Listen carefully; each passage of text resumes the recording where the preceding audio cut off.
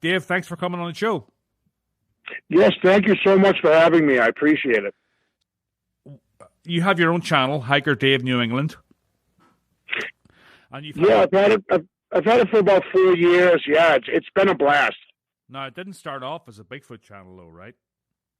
Well, no, it didn't. It started off as a hiking channel, but it was actually a kind of a ruse.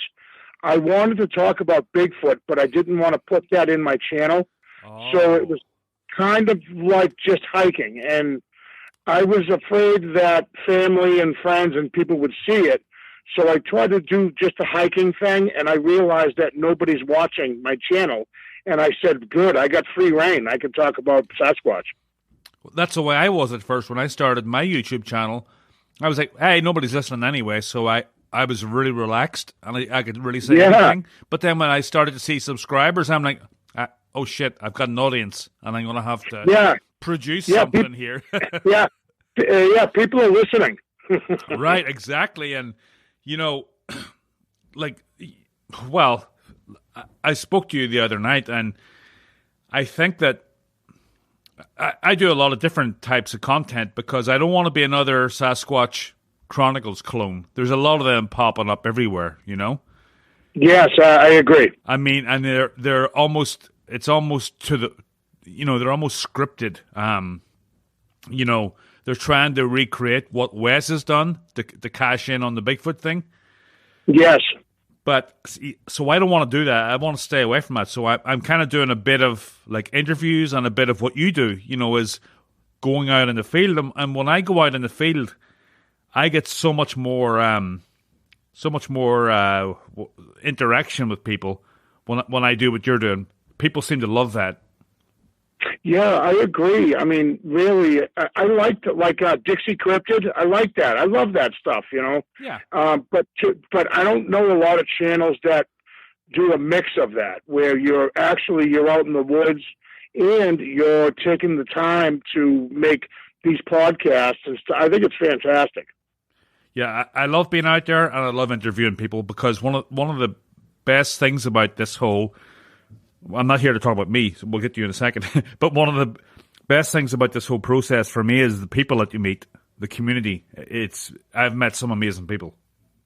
Oh, amazing people, really, really. It's when I first got into it, it was, I hate lumping in fairies and unicorns and elves and then Bigfoot and Loch Ness Monster. It's like I don't like the Bigfoot moniker, but there's really no other way to put it. But you know what I'm saying about how it's as soon as you say it to somebody, I see the eyes roll, and I can tell when to talk about it and when not to. Well, the only saving grace is to call it Sasquatch and to say that the Native Americans believe in it. That's the only life raft that you have. Really, with people, because they don't want to seem dismissive of Native Americans. Right, absolutely, and there's a lot of history, thousands of years of this, boogeyman in the forest, and people think, oh, it's just to keep the kids, these young Native Americans from straying too far from camp.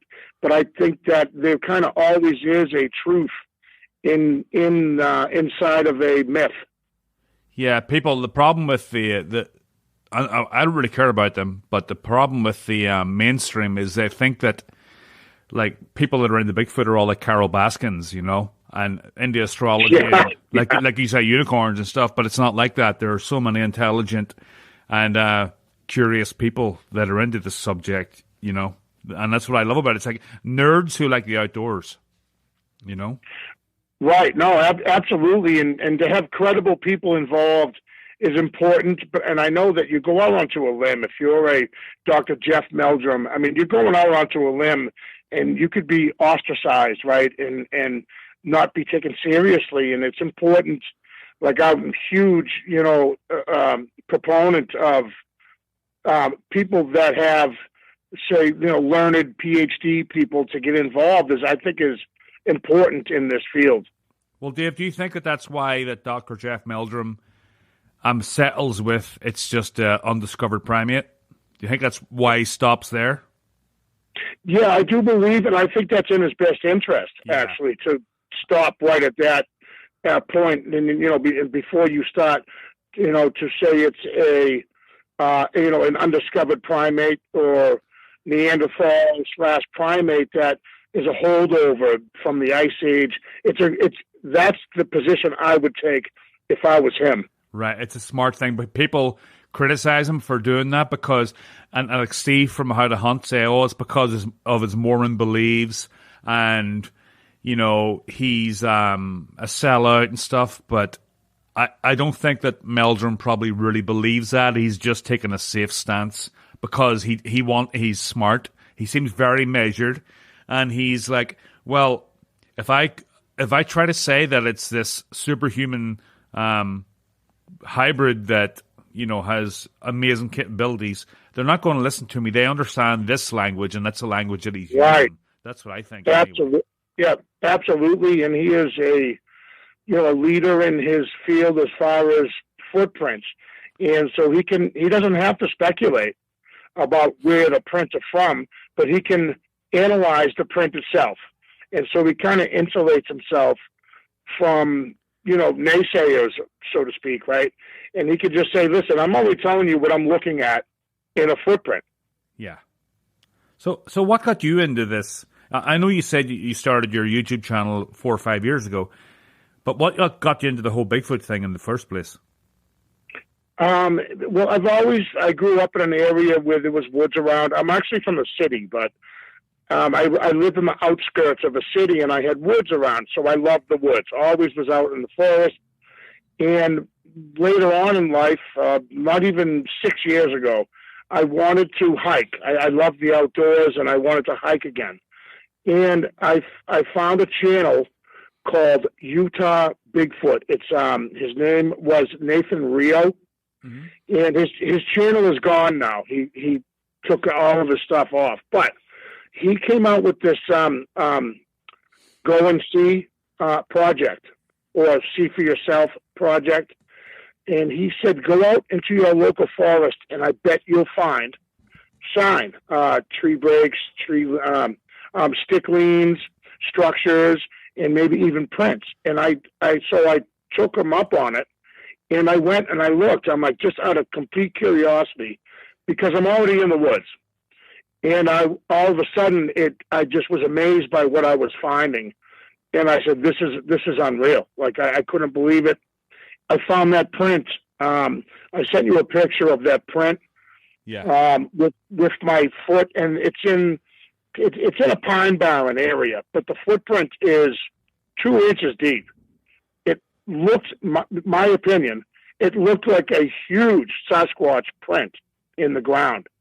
And I found structures right near it. And I said, that's it. I want to look more into this, we'll call it a phenomenon or folklore or something. I said, well, I'm already out here, so I want to start looking around. That's what started it. Yeah, I saw that footprint, and it looked like, I'm not saying the shape looked like, but the depth looked like somebody had taken a rock and taken it out of the soft ground. That's how deep it was. Right, and you know what? That is potentially, absolutely what that could be. It could have been. I saw what I looked like to me toes, but it really looked like something was. You're right. Something could have been removed from the ground. But did you see other prints? Yes, and there was other prints larger, going in the opposite direction, that I had found near 2 different structures. But from that one print in the other direction was 2 more larger prints. And I would have to look in my phone to find the pictures. That was, 5 years ago. I didn't even have my channel yet. Right. Was this in Massachusetts or in New Hampshire? This was in Massachusetts, southern Massachusetts. Really? Like how south? As far as I took those pictures in Taunton, Mass. Oh, that's in the Bridgewater Triangle, right? It is in the Bridgewater Triangle. I did a bunch of hikes out there, and I lost. It's a long. I lost time there, as a matter of fact, and I went out there by myself. I hiked out, and my fully charged camera died within a half an hour, and a lot of weird things out in that. And this was in Taunton by the dog track in Taunton, which is right in the middle of the Bridgewater Triangle. It extends out towards New Bedford, and really strange stuff going on out there. And Route 24 cuts right down the middle of it, right? Absolutely. Yes, sir. Route 24 brings you right into New Bedford. So, yeah, it does. Yep. Now, so you start this channel and you're like disguising it as a that's a pretty good strategy, actually. Disguising it as, you're not like talking about Bigfoot, you're just hiking and you're looking, but you're still recording everything. I think that's almost what Steve from How to Hunt did, because I remember, I think it was last summer or the summer before, I remember when he started to talk about Bigfoot and he eased himself into it. And he's like, oh, okay, I'm getting, he had a hunting channel. And he's like, okay, I'm getting so many talks about, have I ever seen Bigfoot? And yeah, I had an experience. And then all of a sudden, the floodgates open and it's a full-blown Bigfoot channel. So I think that he was doing the same thing. I think that he was preparing himself, not from the very start, but at some point along the way, he wanted to talk about Bigfoot, but he didn't want to be discredited. And he eased himself into it, because it was like within about a couple of months that he turned from a hunting channel into full-blown Bigfoot. Yeah, I agree. When I first watched his channel, it was these awesome stories of bear charges, and it was not a Bigfoot channel when I first found him. Right. But, as an outdoorsman, I watch a lot of other outdoor channels, and it was pretty much, he's a good storyteller. Yeah. And he would talk about different things that happened to him on these hunts, and he goes way the heck out there. And you're right, he mentioned someone mentioned Bigfoot, and I would think if somebody is going to have experience or an encounter with a Sasquatch, it would be this guy. I mean, he goes out on these, I believe he's a paid guide or something like that. Yeah. And I could see how he transitioned, because he had no choice, pretty much. It was just, you kind of fall into it. Well, he probably saw the hits on his YouTube channel. He probably saw, instead of 1,000, it was a couple of 100,000 all of a sudden. I'm not saying. Yeah, it absolutely skyrocketed. He's like, okay, people are interested in this subject. Yeah, I don't know what his motivation was, if that was his motivation, but he's done a good job. And, when you hear people like hunters and like people like Kerry and Steve, and then you hear police officers like Dave Wilbanks, I don't know if you know him. Yes, yep. That's who I'm going down to see in Oklahoma a couple of weeks' time. We're going into the woods. No kidding, yes. Yeah, and I was telling you, he's the one that goes, he has a spot in the Kiamichi Mountains, and he goes there by himself and just sleeps out in the open overnight. And, he had a rock thrown against a tree one night. Like, he said it was like about 6 feet up, and the rock, he said it was like 30-pound rock, hit the tree, and he could see the mark on it and stuff. He could see the rock. But the last time we were down there in October, and of course I slept through it, but he heard a huge whoop the first morning we were there. And that place is in the middle of nowhere. I don't know how he does it. I mean, you're driving on a dirt road, and he's like, get your GoPro out just in case, Yeah, I mean, I think too that, if there is a Sasquatch, say, tribe, we'll call it, right, in that area, they know you're driving down that road. Yeah. Like, I would think that it would attract any kind of interesting movement that's not, woodland creatures. I think Sasquatch knows that you're driving down their driveway, right? Right. And it just makes sense that, I don't believe in, my channel does not go out and look for Sasquatch. I don't do that. I love to go into areas and look for sign.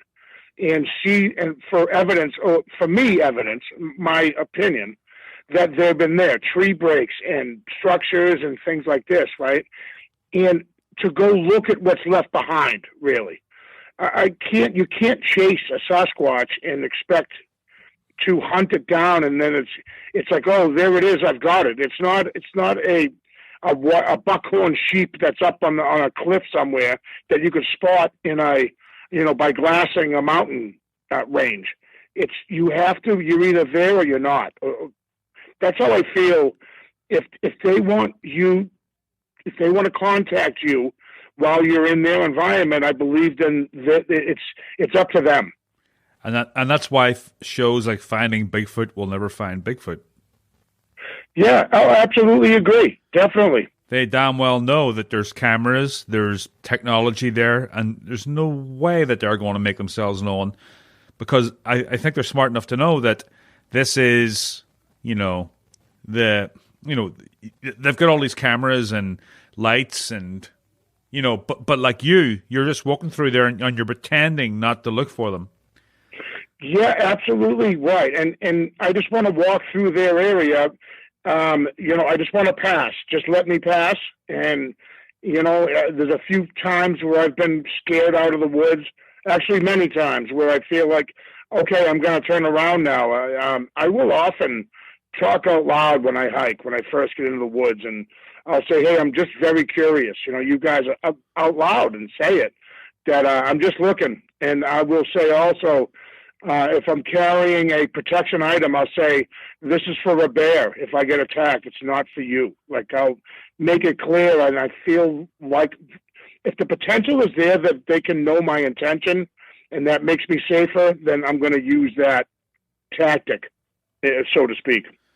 But that's, in a way, you're like, the first explorers that like went into an area and that didn't know anything about it. In a way, you're kind of like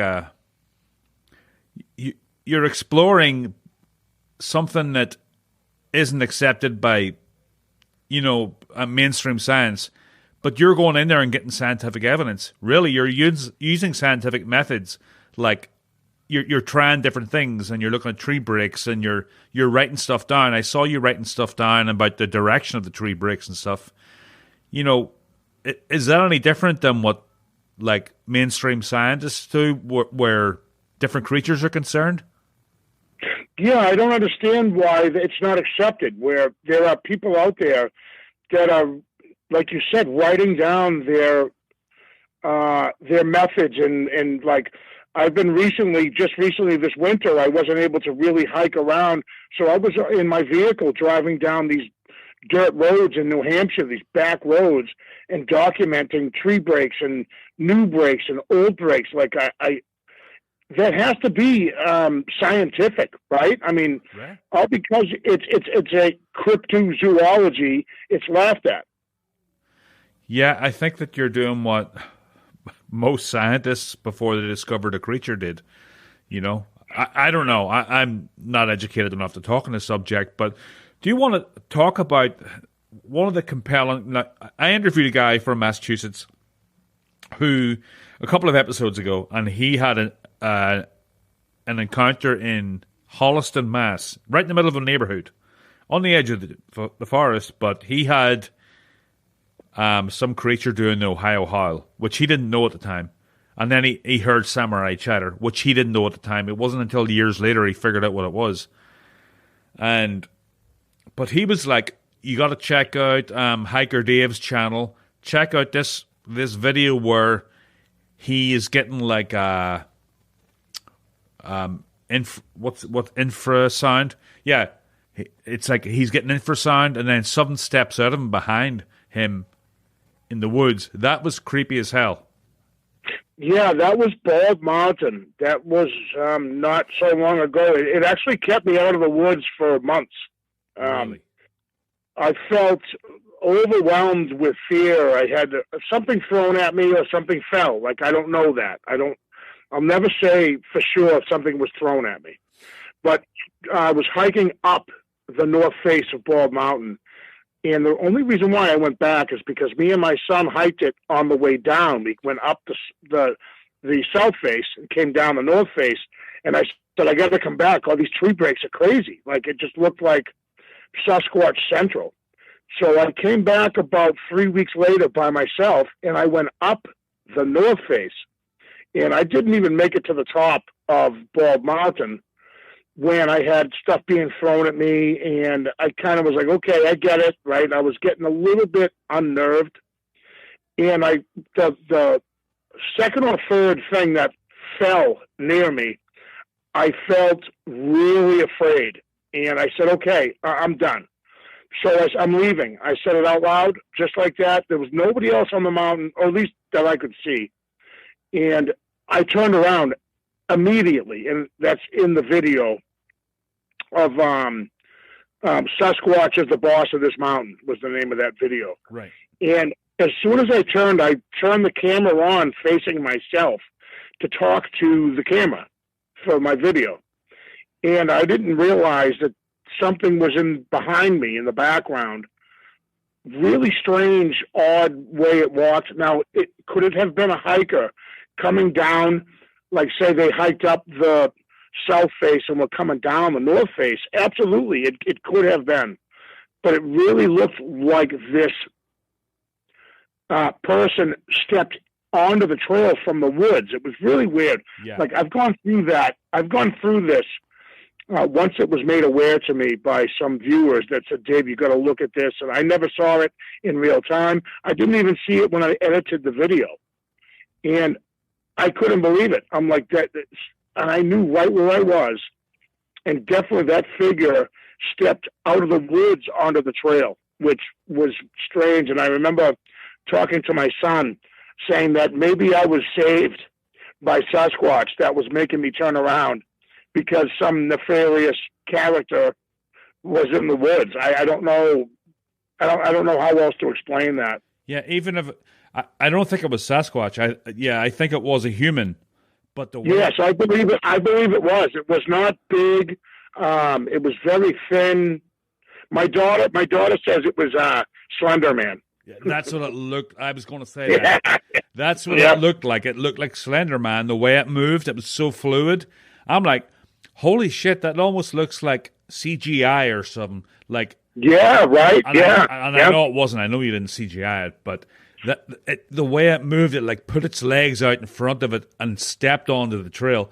I'm like, wow, that's it's not Bigfoot, but no, definitely it's not big. It's skinny and it almost looks. I don't know how to explain that. It looked like a guy in a suit.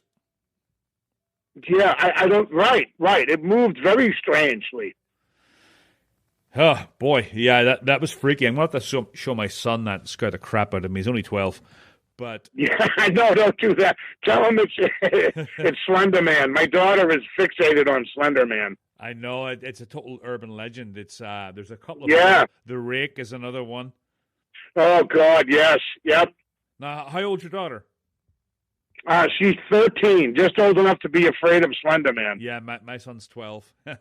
Yeah, so, they're right there. Yep. Yeah, we'll have to get a camping or a hiking. Does she go hiking? Yeah. She'll come with me from time to time. I think that you're close enough. We can set up something. Oh, definitely. Well, you see, the whole thing about it is, I put up a couple of videos saying, listen, I want to hear from local people because I love going down to Oklahoma and stuff, and there's so much activity down there, but I want to find people local as well. And I've got a couple of guys that went out to Ashburnham last week with me and went to a spot where a hunter was bluff charged. And, it's amazing. It's awesome to meet these people and talk to them. And, wow, you're into Bigfoot too, and like we're like so cut off from each other. But then that's what I like to do through my channel is I like to talk to other people in the comments and stuff. And it's very exciting to hear from other people and stuff. And even if someone comments on your video and says, hey, that was fascinating. I'm like, really? And it makes my day, Yeah, I mean, and like you say, I've said it a lot of times on my channel, the comments and the interaction is awesome. Like, I'll go through every comment. I get crazy comments, people talking about Nephilim, fallen angels. I read everything, and Right. I'm an open-minded guy. I really am. But that's why I love this channel, is the connection between people that are just reaching out, man. They're just looking for somebody with a common belief in Sasquatch. Yeah, me too. And they're just curious people, and I like curious people. Yeah, absolutely. I agree. So another thing, like, I heard a story from Mr. Ballin earlier. Do you ever hear of Mr. Ballin's YouTube channel? Yes, I watch his channel. Yes, I'm subscribed. He's awesome. He's like an ex-Navy SEAL, and he had a story about it was up in Maine where a family were basically under siege by like 5 different. I think they were like wolves, but apparently they stood up on 2 legs and they terrorized the family the whole night, and it sounded like Dogman to me. Right. Yeah, no, I didn't see that one. I do watch his channel, but I hadn't seen that one yet. Oh, it's really good, and apparently they made a movie about it. And I remember you and Carrie talking about Dogman, and I spoke with you about this. Well, I texted you about this earlier, and yeah, you guys were talking about the whole inbreeding thing. It sounds like Carrie doesn't want to believe in Dogman because he's afraid to, and me too, because Dogman is something more terrifying than Bigfoot, I think. Yeah, that scares the hell out of me. To be honest with you, I mean, I'm out there, and I'm already worried about wolves and mountain lions and bears, and potentially and very angry Sasquatch. The last thing I want to worry about is this canine that's 8 feet tall with a long snout and huge teeth. It's I don't want to know. Well, growing up in the 70s and 80s, we were always terrified of werewolves, and that's what a Dogman is, basically. Right, I agree, yes. So, and Carrie, like, you and Gary were talking about the possibility that it could be inbred Sasquatch with, like, different toe deformities that could give that three-toed impression. Yeah, I found a very frightening footprint when I was in Massachusetts about 3 years ago, and I actually had documented on a video. It was size 15, and it had 3, possibly 4 toes. It was huge, and I couldn't believe it. I put my foot next to it, and this was in Massasoit State Park in Taunton, Massachusetts. Oh wow! And it scared the hell out of me. And I'm like, this is not what I signed up for, type thing. You know what I mean? Did you get a photograph? I do. Yeah, I do. Actually, it's I delete a lot of stuff off my phone, but I put everything in my videos. So it's in a video. I'd have to look it up what the name of the video is. So how often do you do these hikes in the woods? Because you upload a lot of content. How often? I do. I have almost 400, I think, videos, or almost 500. I do them a lot. A lot of times, I got to be honest with you, nothing happens, and I just hike, and I get a lot of comments. People like to watch, outdoor stuff and just me walking through the woods. I talk too much. I know that for sure, but I just show my surroundings, and then when I come across something interesting, I like to analyze it and then theorize how it happened. Well, that's what people like about your channel, though, Dave, is because it's not. There's so many channels that have that same format of they're going out walking in the woods and they put in the title Bigfoot structure found or Bigfoot tracks found. But the way you do it is you're just walking in the woods, and if you find something, you don't make any crazy claims. And I think people appreciate that a lot more. And they'll just sit and watch you going into the woods, and like it's almost like they're going on the hike with you. You know what I mean? Yeah, I like that, and I use the word explorations a lot. I don't so much like the word researcher, but I know that that's kind of an envelope kind of name to what I do. But I prefer explorer because I'm really out there. It's just I want to see where the trail leads, and I want to see what's just over that rise. You know what I mean?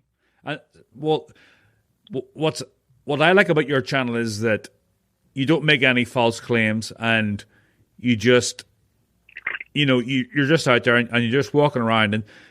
And I remember what you said to Kerry. This stuck with me. He's like, do you want to see a Bigfoot? And you're like, yes, I do. And, I know that you're going to, this is you talking to Kerry, be careful what you wish for. But that really resonated with me because I'm the same way. I want to see a Bigfoot. And, come what may. It might be a close-up encounter, it might be a road crossing, but I really want to see a Bigfoot just for validation, because there's a part of me, probably like just 10% of me, that kind of doesn't believe in it. You know what I mean? Yeah, roger that. I am 100% on board with that. Like, because I haven't seen one, and I do often say, be careful what you wish for. I'm scared to death, but yet I keep looking, Yeah, so you're not 100% a believer in Bigfoot. There's a small part of you that doesn't believe. Absolutely, yes. Yep. Only just, and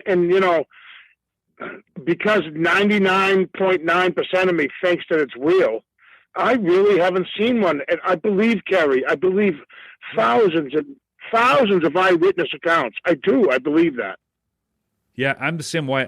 I do believe them, but I still don't think that. It's almost like stolen valor. If I say I believe in one, it's almost like, well, how do you? Yes. If you've never seen one, even though you really believe these people, you still can't say you 100% believe because you haven't seen one with your own eyes. That's right, and I agree 100%. I could actually make a video and say I finally saw one, right? And freak out and be like, "Oh man, you guys, it was unbelievable." Now I'm a knower, right?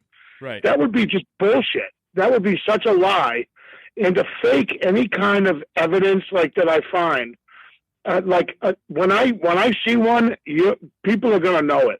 Oh, me too. It won't be bullshit, and I just want to see one. You know what I mean?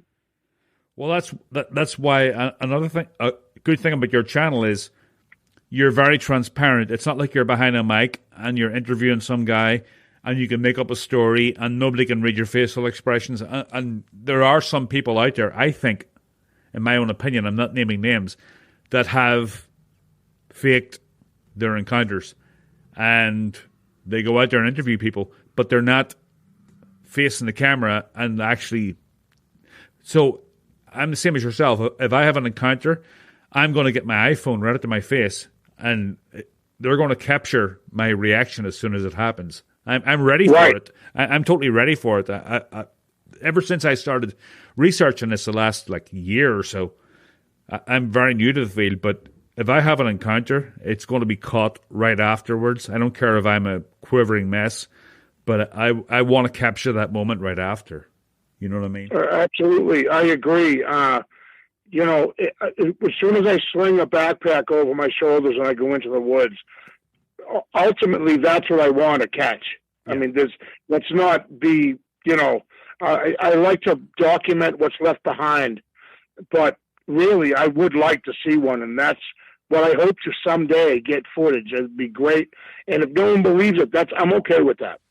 Now, are you, and you spoke about this with Kerry too, are you worried that it'll change your life in a bad way if it's a really negative encounter and you become do you ever hear the Mike Woolley encounter? No, I haven't, but I know what you're talking about. I remember the conversation with Kerry, that it will ruin. I won't go out into the woods anymore. I'm definitely afraid of that. I don't my hiking I love hiking in mountains, forests, whatever. If that ruins that, that's going to be a big blow to me. But you're willing to sacrifice that? I am. I really am. And now that you put it that way, it makes it a little more magnified. Yeah, I'm willing to sacrifice that too. I'm willing to go in there, and I'm not willing to go in there too far by myself. With other people, yes, but I'm not going to hike 20 miles into the wilderness by myself. I'm just not going to do it because a big part of me believes that they're out there.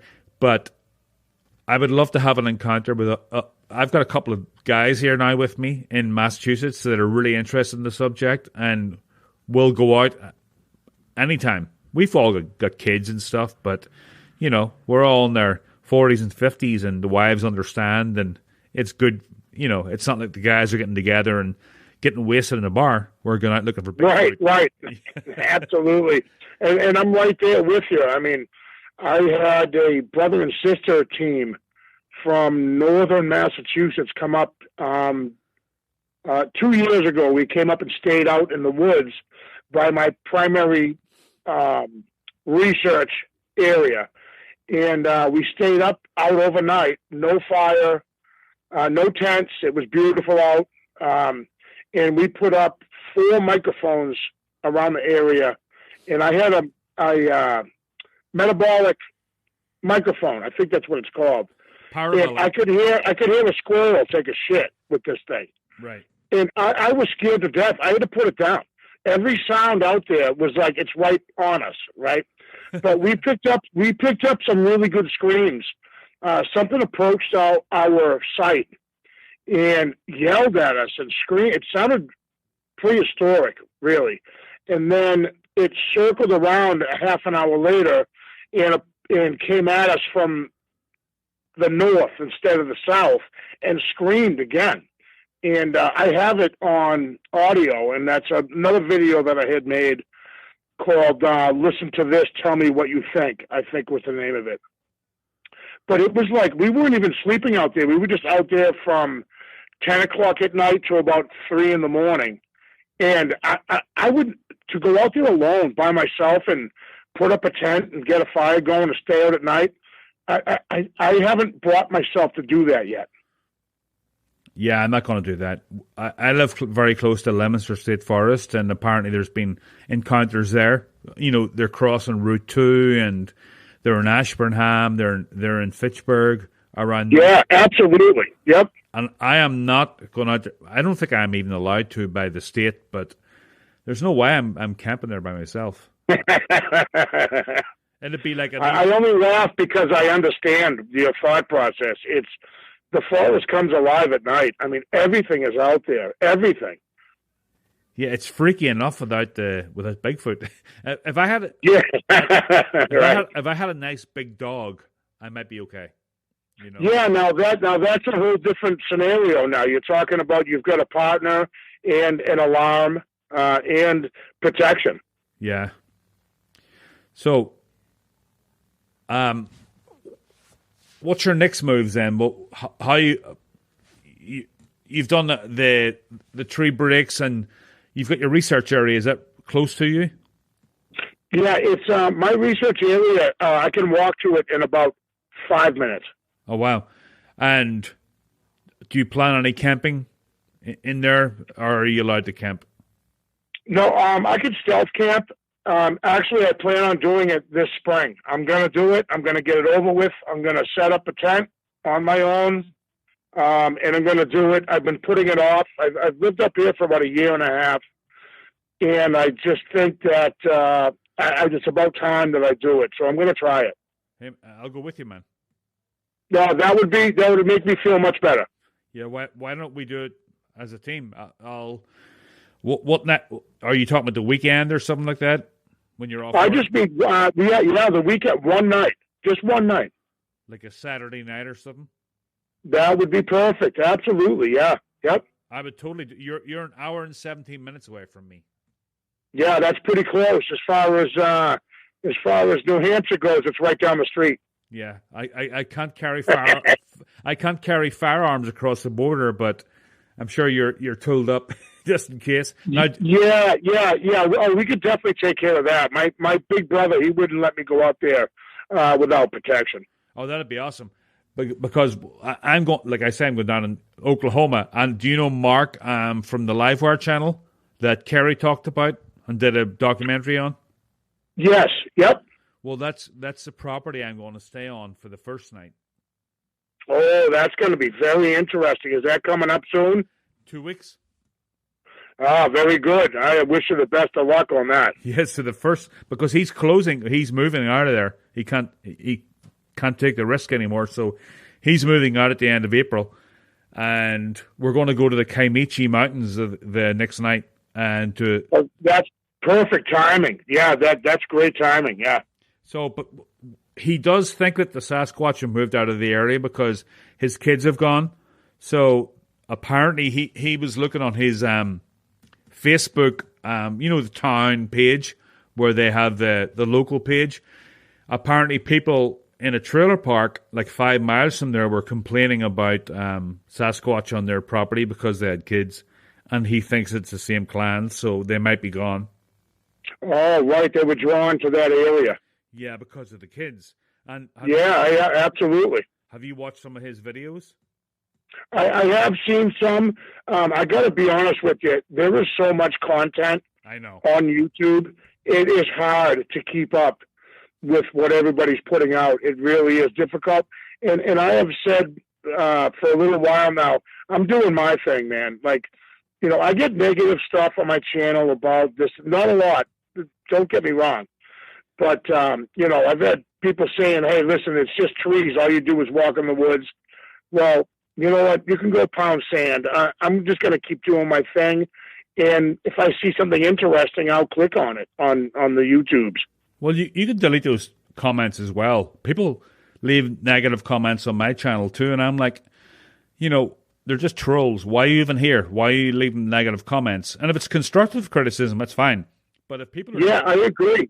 Yep. I often will say, thank you so much for your feedback. Even if I had someone tell me that on my channel like a week or two ago that I was a wussy because I went into the woods with protection and I was still nervous.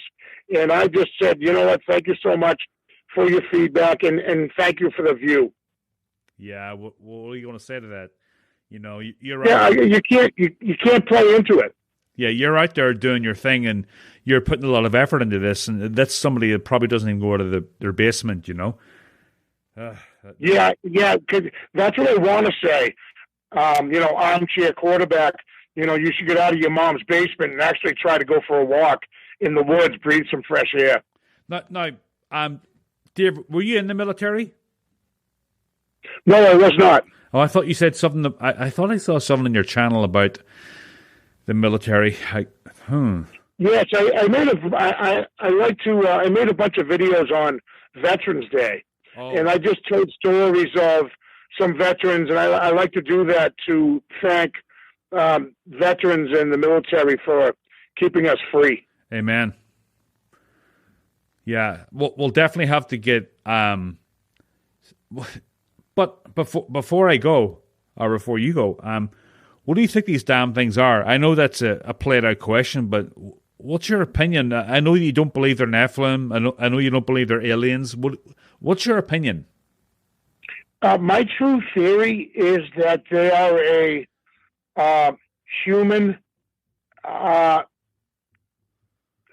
type breed or crossbreed, perhaps, with type Neanderthal human. I really do. I think that they're intelligent. I mean, they've been hidden for thousands of years, keeping themselves hidden. I think that they're a lot more human than we think. I really, and we talked about the other day about Christopher Noel, and I really like Christopher Noel. And, I think that they're very, very smart, maybe a hint of autism. Yeah. And that's my favorite. I think that they're very, very closely related to us with a cross or a mix type breed of Neanderthal. Yeah, I don't think that there's monkey in there. No, I don't believe so. Of course, I could be wrong. That's my theory. And Jeff Meldrum, he'll kind of stick to that because he should, right? Mm-hmm. And but I do think that it is I think along the evolutionary tree, it just branched off from human a little bit and kind of kept that same type DNA / Neanderthal type DNA. What about Neanderthals that escaped from Homo sapiens and retreated into caves or so? I don't know. I'm just spitballing. I mean, something like that. I think that Oh, it's crazy. I think that, and you were talking about them starting fires. You don't think that they can start fires. Do you think that they have I, the knowledge to start fires, or they just don't because they don't want to give themselves away? I think that, I heard an old Indian legend that Sasquatch and humans had a relationship way, way back, thousands of years ago. And that once humans had the ability to start fire, the Sasquatch broke off and said, that's going to be a problem. That's going to cause conflict. And it's, whether again, I think it's interesting, and it's an interesting thought that they said, we don't want nothing to do with the fire part of it. But you think potentially that they have the knowledge to start fire, but they just don't, and they just eat. They're just evolved to eat like raw meat and stuff. Man, that's such a good question. I know it really is. Yeah, I don't know what to say about that, because you'd think, well, if they could light a fire, why wouldn't they? Right. But I just think that is another key reason why we can't find them. That they really they confine themselves to basic survival skills, even if it means no fire. But that's a great topic for discussion. Maybe they don't need to start fires because they have enough body heat and they can eat. They have the teeth to eat raw meat. I don't know. I'm just like guessing. Right. I mean, they're fur covered. You know what I mean? And a huge question for me is, where do they go? If there's a blizzard, right? And I think of this up here in the mountains. Yeah. Do they just stand next to a tree? I mean, they must go to cave. I would think underground, right? I think caves. I really think caves. That's what I. Yeah, me too. Me too. So then the question is then, do you remember the one that was shot outside of Mammoth Cave in Kentucky? A couple of years ago, there was a hunter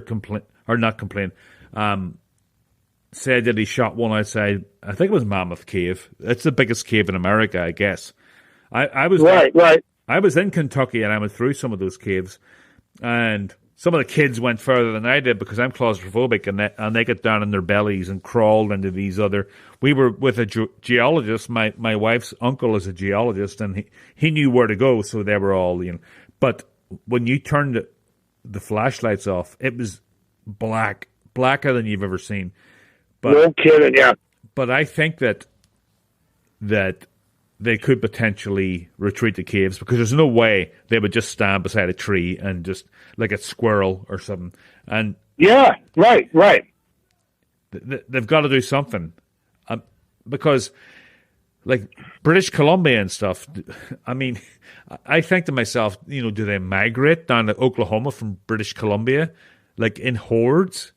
Wouldn't they be seen, or do they just retreat to caves, or are they totally, adapt to their environment? I don't know. It baffles me, this kind of stuff. It really is an incredible thought, because being from Massachusetts, and I found sign in southern Massachusetts, and that's when I started to follow tree breaks, and I noticed the tree breaks were facing in one of two directions: north, northeast, south, southwest. And I'm like, maybe they come down out of the north, down into southern New England when they're not leaving tracks in the snow, right?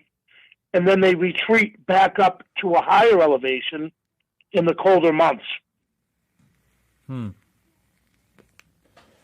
It was weird because my wife and I were camping about probably 10 years ago in Falmouth.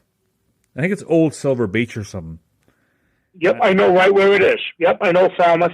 Yeah, and there's a campsite right on the bike trail, and you can bike down to the beach and stuff. And we were in a campsite one night, and we were drinking, and I was like, drunk sleeping, and she woke me up, and she's like, "There's something outside the tent." I'm like, "What?"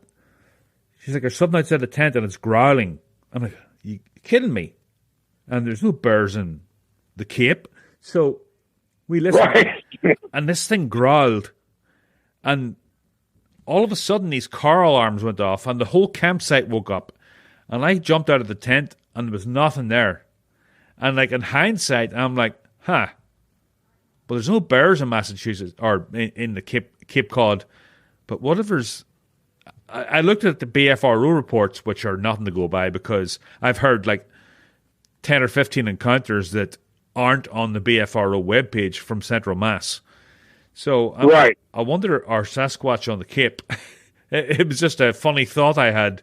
I'm like, holy shit, I wonder. And I've had some like encounters that I look back at and I'm like, I wonder if that was because, growls and like things walking in the forest and howls in the forest and stuff. Because I've done a lot of hiking. And it's only the last couple of years I started to think about it. Now, I did a lot of research into travel to the forests of Massachusetts, New Hampshire, Connecticut, upstate New York, Maine, Vermont. And I could easily go from, say, Taunton, Massachusetts, totally undiscovered, traveling just in the woods. You'd have to cross roads, yes, but you would do it at 2 a.m. Right. And that's how many sightings have you heard of that I was driving down a road at 2 a.m. and I saw something run across the road, Well, I was in Leominster State Forest and I looked at the map and I'm like, this, if I wanted, I could walk to Canada, maybe cross a couple of roads, and I could walk the whole way to the border of Canada. Just in the forest without being seen. Yeah, and some guy did it up in Maine for 20 years. Do you ever hear that story? Yes, I know the guy. No, I don't know him. I know the story. Yeah, and he was living in the woods for 20 years, and he was like raiding people's houses and holiday homes and stuff for food. So it's crazy. People don't understand how vast it is. Yeah, exactly. And it's possible. And if it's possible, it can be done. And if it can be done by a creature that's been, its main objective on this planet is to not be seen, it can be done. That's exciting stuff. Well, absolutely, Dave, we're definitely going to have to get together and do some research up your part of the woods. Yeah, definitely. You've got my number now. I got to show you this place by my house. I'm telling you. Oh, I can't wait. It's amazing. Well, when I come back from Oklahoma, I will let you know what happened. I am pretty sure that I'm going to be 100% after this visit. I went down there in October, and I had a couple of things happen, but I think this time I'm definitely going to, come away from there 100% sure that this. Yeah, and make sure and document. Document everything. Write it down. Well, I'm going to have video cameras and everything on me at all times. I'm going to do a documentary on it. So, but I'll give you a shout when I come back, and we'll set something up. Yep, absolutely. Thank you very much for giving me the opportunity to be on your podcast. I appreciate it. That was awesome, Dave. I'm just glad to have somebody so close, and I can't wait to meet up with you and go exploring. Yep, I look forward to it, my friend. All right, Dave. Thank you very much. All right, have a good one. Bye now. Bye-bye.